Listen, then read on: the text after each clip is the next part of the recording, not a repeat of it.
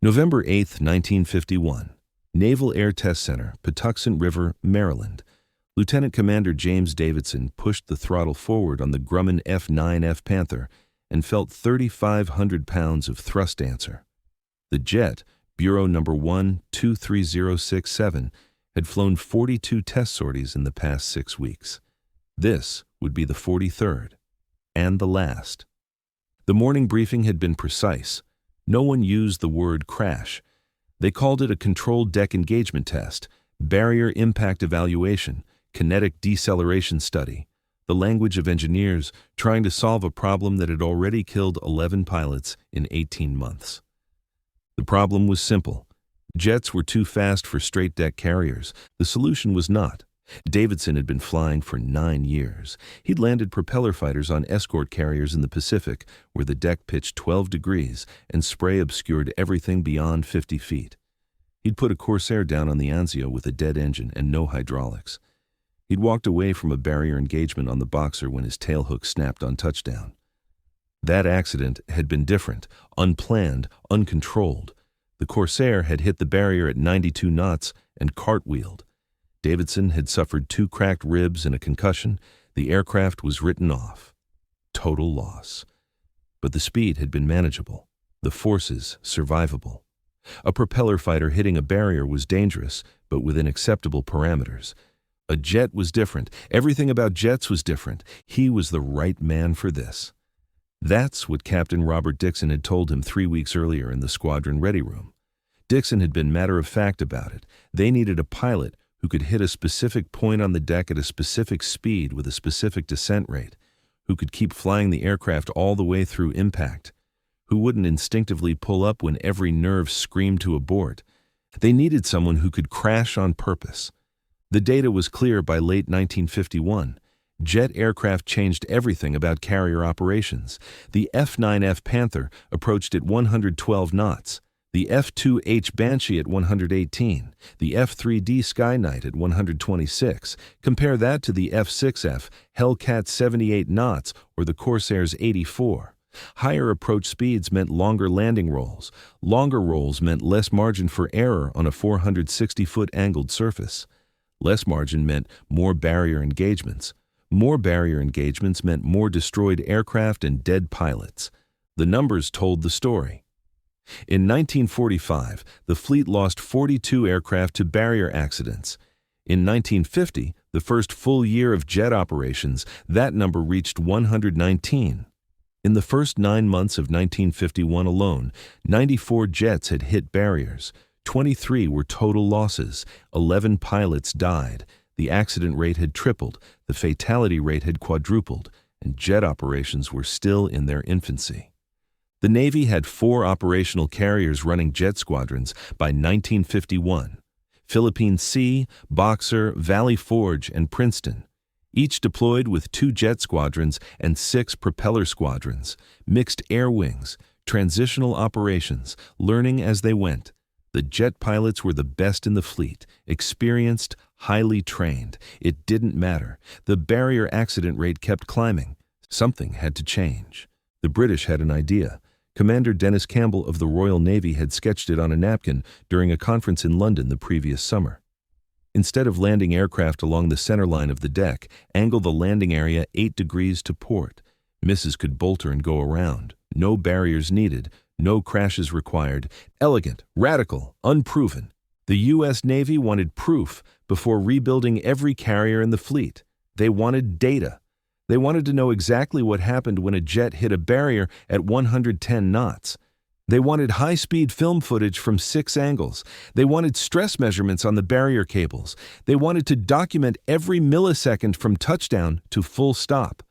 They wanted to understand the forces involved, the deceleration rates, the structural loads, the pilot injury mechanisms. They wanted numbers that could be analyzed and modeled and used to justify a $200 million carrier modification program. They wanted Davidson to fly the test. The F9F sat on the runway at Patuxent with its nose pointed southeast. The November sky was gray, visibility unlimited, winds from the northwest at 8 knots, temperature 42 degrees, optimal conditions for destroying a $500,000 aircraft. The test setup had taken 3 weeks to build. A section of carrier deck had been constructed on the runway, a perfect replica of the landing area on the USS Midway, complete with arresting gear and barriers. The deck section measured 300 feet long by 60 feet wide.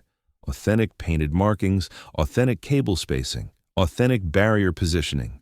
The barriers were the Mark IV nylon system, 12 cables strung between vertical stanchions, designed to catch aircraft when the tailhook missed all 8 arresting wires. Each cable was 3 inches in diameter. Each stanchion stood 14 feet high. The system could theoretically stop 40,000 pounds of aircraft traveling at 120 knots. Theoretically. The barriers worked, usually. Sometimes the aircraft cartwheeled, sometimes the wings failed, sometimes the cockpit crushed, sometimes the pilot survived. Today's test would measure exactly what forces occurred during barrier impact. The F9F carried 83 pounds of instrumentation, accelerometers mounted in the cockpit, wing roots, tail section, and landing gear. Strain gauges on the main spars, load cells on the barrier stanchions, high-speed cameras surrounded the test deck, 6 Mitchell cameras running at 5,000 frames per second. Total film stock, 12,000 feet. Cost of the instrumentation package, $42,000, more than the pilot's annual salary.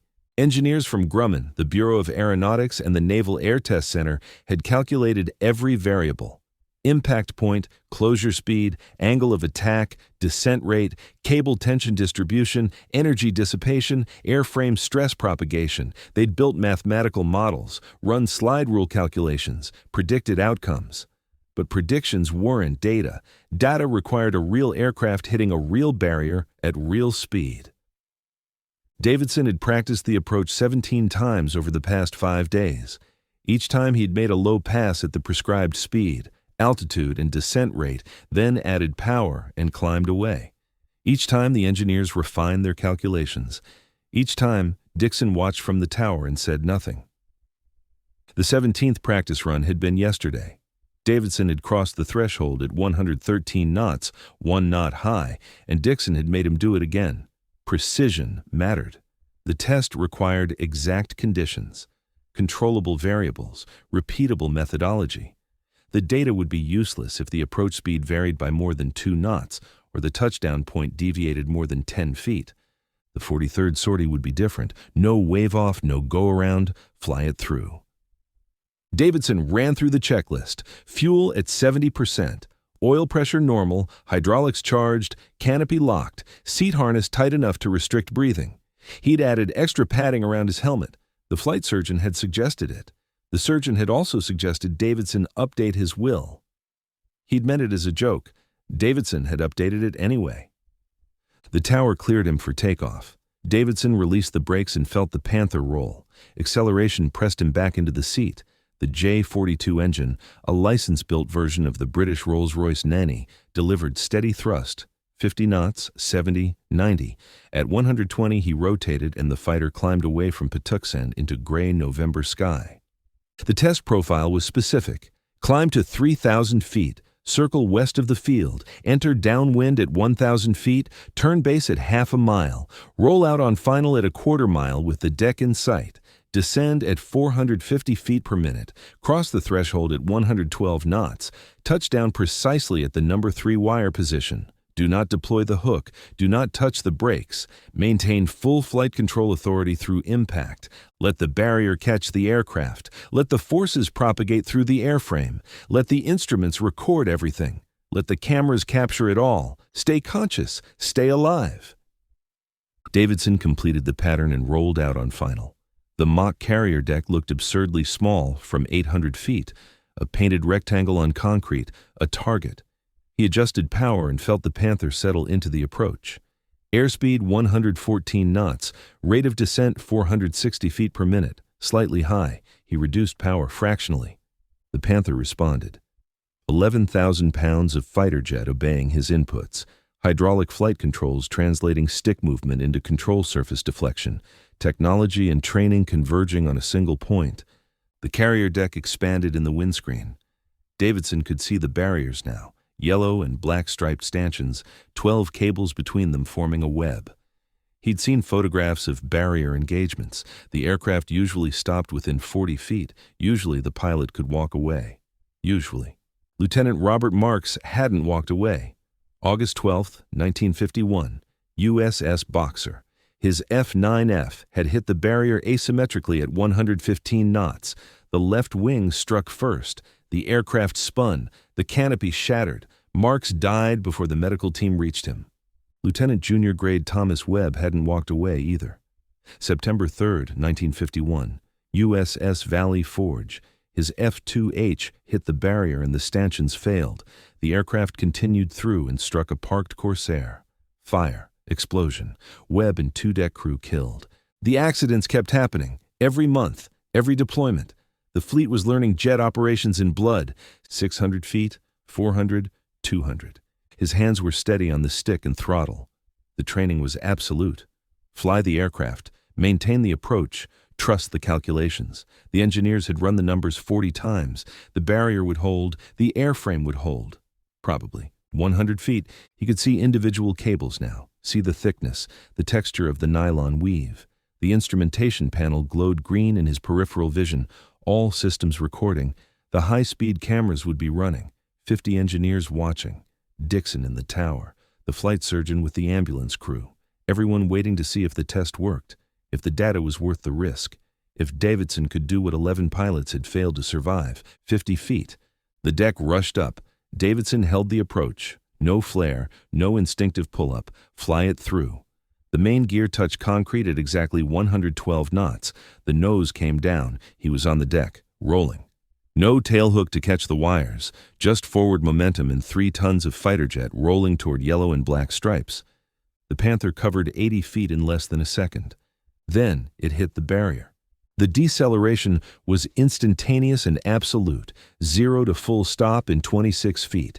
Davidson's body crushed forward against the harness. His head snapped toward the instrument panel. The extra padding compressed. The canopy frame flexed. His vision went gray. The G-forces exceeded anything he'd experienced in combat, harder than any carrier catapult launch, harder than any arrested landing, harder than pulling out of a dive at terminal velocity. Outside, the barrier cables cut into the Panther's wings and fuselage. Nylon stretched to maximum tension, 42,000 pounds per cable. The stanchions bent but held. The aircraft shuddered and screamed and stopped. Davidson couldn't breathe. The harness had compressed his chest. His vision narrowed to a tunnel, black encroaching from the edges. He forced his lungs to expand. Once, twice. Vision returned. He was alive. The canopy was intact. The barrier had held. He'd crashed on purpose and survived. The tower called immediately. "Confirm pilot status." Davidson's hand found the radio switch. His voice came out hoarse. "Pilot okay. Aircraft stopped. Instruments functioning." Within seconds, the deck crew surrounded the Panther. The fire crew stood ready with foam. The flight surgeon climbed onto the wing. Dixon was running across the tarmac. The engineers were already swarming the aircraft. The cameras had captured everything. Davidson unstrapped and tried to stand. His legs wouldn't cooperate. The flight surgeon steadied him. "Easy. You just pulled 9 Gs. Give it a minute." 9 Gs. For almost a full second. The human body could survive it. Barely. With proper restraint. With padding. With luck. Davidson's chest ached where the harness had caught him. His neck would be sore for days. Probably whiplash. Definitely bruising. But he was walking, breathing, conscious. The test was complete. The engineers descended on the aircraft like archaeologists examining a fossil. The instrumentation packages were carefully removed and rushed to the analysis lab. The high-speed film went to processing. The barrier cables were measured and photographed. Every rivet on the Panther's airframe was inspected. Every weld, every structural component. The test had generated 2,600 individual data points in 4 seconds. Lieutenant Commander Robert Hayes led the engineering team. He designed the instrumentation package, calculated the expected forces, predicted the outcomes. Now he was seeing reality. His clipboard filled with notes, measurements, observations. The left wing showed cable impact marks 38 inches inboard from the tip. The right wing at 42 inches, asymmetric by 4 inches, within acceptable variance.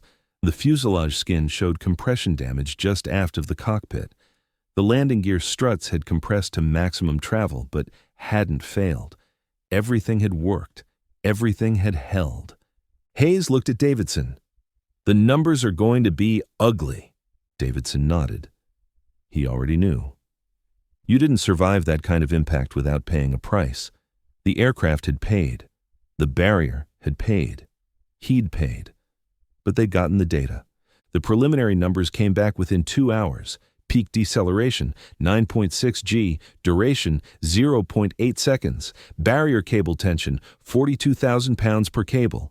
Airframe stress, 86% of structural limit. Pilot injury potential, high but survivable with proper restraint. Margin for error, minimal. Probability of catastrophic failure with any deviation from test parameters, significant. Davidson sat in the debriefing room and answered questions for 90 minutes. Dixon led. Hayes took notes. The flight surgeon monitored Davidson's condition. How did the aircraft handle on approach? Normal. Any control anomalies before impact? Negative. Awareness during deceleration? Full initially, then gray out for approximately 0.5 seconds. Consciousness maintained throughout? Affirmative. Physical injuries, minor contusions, suspected whiplash, chest wall bruising. Would you recommend modification to the test protocol? Number, Captain Dixon asked the final question. Could you do it again? Davidson considered. The pain in his chest, the bruises forming under the flight suit, the moment when the barrier caught the aircraft and the world compressed into a single violent second. The gray out. The feeling of the harness crushing his rib cage. The knowledge that he'd been seconds from serious injury or death. He thought about the 11 pilots killed in barrier accidents over the past 18 months. He thought about the angled deck concept sketched on a napkin in London. "Yes, sir," Davidson said, "if required." It wasn't required. The data from Test 43 was sufficient. The engineers spent 6 weeks analyzing every measurement, every frame of high-speed film, every stress reading, every load cell output. The conclusions were definitive. Barrier systems could stop jet aircraft, but the forces involved approached structural limits. Pilot injury risk was significant, and the system only worked if the pilot maintained perfect control through impact. One mistake, a late touchdown, an asymmetric barrier engagement, a structural failure, and the result was catastrophic. The report documented 3 critical findings. First, deceleration forces during jet barrier engagements exceeded 9 Gs with regularity. Human tolerance at that level was measured in fractions of seconds. Second, asymmetric barrier impacts, where one wing struck before the other, generated lateral forces sufficient to cause aircraft rotation and potential rollover. Third, the margin between successful barrier engagement and catastrophic structural failure was less than 15%. The numbers didn't lie. Jet operations on straight-deck carriers would never be safe enough. The accident rate would remain unacceptable. The fatality rate would continue climbing. Every barrier engagement was a controlled crash. Every pilot who hit the barrier was gambling with forces that approached the limits of human and machine tolerance. The angled deck eliminated all of it. Bolter and go around. No barriers needed. No controlled crashes required. The British tested the concept first. HMS Triumph received experimental deck markings in February 1952. Pilots made angled approaches and reported improved safety margins. The system worked exactly as Campbell had sketched. Landing aircraft approached at 8 degrees to the ship's center line. If the tailhook missed all the wires, the pilot could add power and bolter. The aircraft would pass down the angled deck and off the port side into clear air. No barriers, no impact, no 9G deceleration, just fly around and try again. In June, USS Antietam entered Norfolk Naval Shipyard for modification. The flight deck was cut and reoriented 8 degrees to port. The landing area now paralleled the ship's centerline but offset. A miss meant clear air and open ocean. No barriers, no crashes. The modification cost $1.2 million. The alternative, continuing barrier operations, was costing the Navy $30 million per year in destroyed aircraft and training replacement pilots. Antietam completed trials in December 1952. The accident rate dropped by 63% in the first 6 months. The fatality rate dropped by 81%. Barrier engagements became rare instead of routine. Pilots could bolt safely, learn, improve. Try again without risking death. By 1955, every carrier in the U.S. fleet carried an angled deck. The British followed, the French, eventually the Soviets. The modification became standard, universal, a fundamental change in carrier design driven by data from one test flight at Patuxent River. Davidson flew the first landing on Antietam's new deck. It was routine, textbook unremarkable. He caught the number 3 wire on the angled landing area, exactly what he'd done 1,000 times before. Except this time, if he'd missed, he could have bolted, could have added power and flown away, could have tried again without hitting a barrier. It felt safer. It was safer. The numbers proved it. He never forgot Test 43. The feeling of the barrier catching, the violence of instant deceleration, the gray out, the knowledge that he'd crashed on purpose to prove a point. The data from that 4-second impact influenced carrier design for the next 70 years. Every angled deck, every bolter, every pilot who added power and went around instead of hitting a barrier.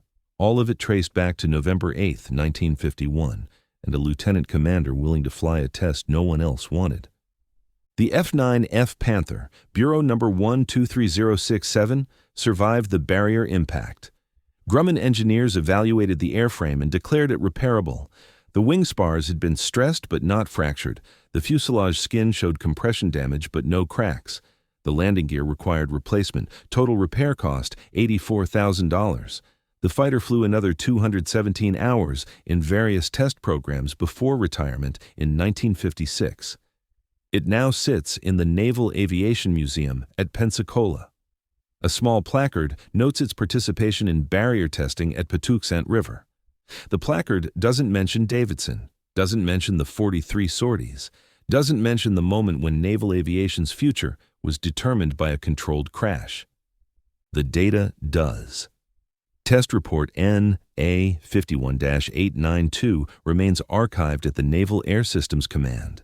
83 pages of measurements and analysis, graphs showing deceleration curves, photographs of barrier cable deformation, high-speed film stills showing the Panther at various stages of impact, medical reports on pilot stress tolerance, recommendations for deck modifications, conclusions supporting angled deck adoption.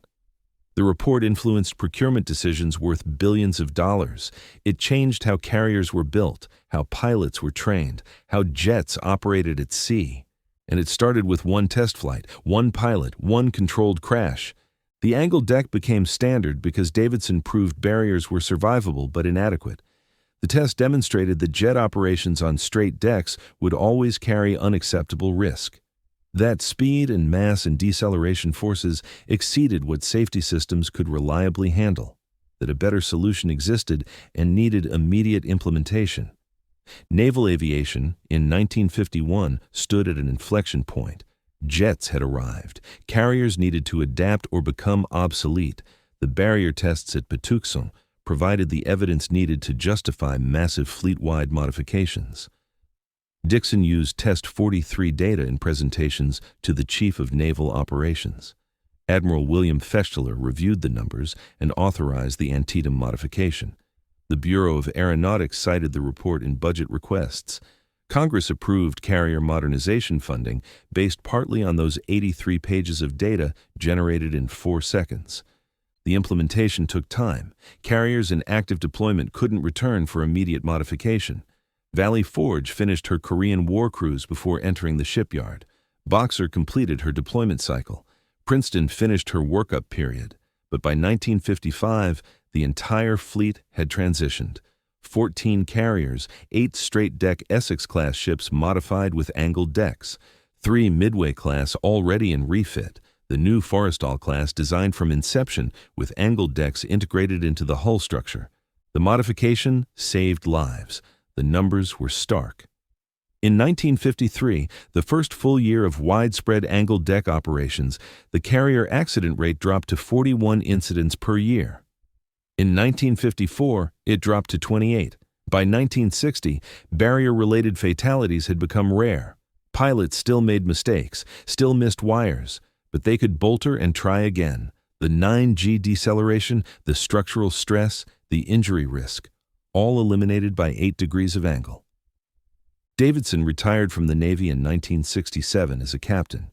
He'd accumulated 4,200 flight hours, commanded VF-84 during their 1957 Mediterranean deployment, served as operations officer on the USS Forrestal during her shakedown cruise, evaluated dozens of new aircraft types at Patuxent, the F-4H Phantom, the F-8 Crusader, the A-4 Skyhawk, all jets, all designed to operate from angled decks, all safer because of the system his test had helped justify. But Test 43 remained his most important flight, the one where he proved a negative, where he demonstrated that current systems weren't good enough, that change was necessary, that crashing on purpose could save lives. He rarely spoke about it. The flight became a footnote in his service record, a single line in his fitness reports. Test pilot duties at Patuxent River, barrier evaluation programs, satisfactory performance. The Navy didn't award medals for controlled crashes, didn't recognize pilots who survived tests designed to break aircraft. The work was necessary but unglamorous. Do the job. Generate the data. Move to the next test. But the engineers remembered. The designers at Bureau of Ships who used Davidson's data to justify angled deck modifications. The Naval Academy instructors who taught carrier operations and mentioned the Patuxent barrier tests. The safety officers who cited Test 43 when arguing for improved crash protection systems. The data propagated through the system, influenced decisions, saved lives. Hayes published a paper in 1954. Deceleration Forces in Carrier Barrier Engagements, Analysis of High-Speed Jet Aircraft Impact Dynamics. It appeared in the Journal of Aircraft. 23 pages, 47 citations to test N of 51-892. The paper became required reading at the Naval Test Pilot School. Every class studied the Panther barrier test, examined the data, learned the lesson. Current systems weren't guaranteed to work. Testing revealed limits, data drove decisions. By 1960, no U.S. carrier operated without an angled deck. The British had converted their entire fleet. The French converted Clemenceau and Foch. The new Forrestal-class supercarriers were designed from inception with angled decks. The system became so standard that pilots forgot it had ever been different, forgot that jets once landed on straight decks into barriers, forgot the crashes, forgot the casualties, forgot that one test flight proved the old way didn't work. Aviation history focuses on firsts. First flight, first carrier landing, first supersonic flight, first combat engagement. The firsts get remembered, celebrated, taught to every naval aviator. Chuck Yeager breaking the sound barrier, Neil Armstrong's carrier landings, the Doolittle raid, Midway, Guadalcanal. These stories define naval aviation heritage. But the tests that proved something wouldn't work, those get forgotten. The controlled crashes, the deliberate failures, the pilots who flew aircraft into known danger to generate data. Those stories fade. No dramatic combat narrative, no enemy to defeat, just mathematics and measurements and men willing to become data points. Davidson understood. He never sought recognition for Test 43, never wrote about it, never gave interviews. He'd done the job assigned, flown the test profile, survived, moved on. That was enough. His personnel file contains one letter about the test, written by Dixon, dated November 15, 1951. Lieutenant Commander Davidson performed barrier impact test with exceptional skill and courage. Test data exceeded all expectations and will significantly influence future carrier design. Recommend commendation. The commendation was never awarded. The Bureau of Personnel noted the recommendation, filed it, forgot it. He died in 2004 at age 89. The obituary mentioned his Navy career: fighter pilot in World War II, test pilot, squadron commander, retired as captain, survived by 3 children and 7 grandchildren. The funeral at Arlington was well attended. Former squadron mates, test pilot colleagues, fellow retirees. The eulogy mentioned his service, his dedication, his professionalism. No mention of November 8, 1951. No mention of barrier tests. No mention of the controlled crash that changed naval aviation. But the angled deck remains. Every carrier, every approach, every bolter that lets a pilot add power and go around safely. The USS Gerald R. Ford, commissioned in 2017, carries an angled deck. The USS John F. Kennedy, under construction, carries an angled deck. Every carrier America will build for the next 50 years will carry an angled deck. The system works because someone proved the old system didn't, because data from one test flight justified fleet-wide changes, because a lieutenant commander was willing to crash on purpose. The F9F Panther sits in Pensacola. Museum visitors walk past it daily. They photograph the aircraft, read the placard, move on to more famous exhibits, the Blue Angels display, the Medal of Honor recipients, the famous aces. The fighter that changed naval aviation gets less attention. No dramatic combat history, no famous pilot. Just a test aircraft that hit a barrier at 112 knots and stopped in 26 feet. But the data it generated mattered.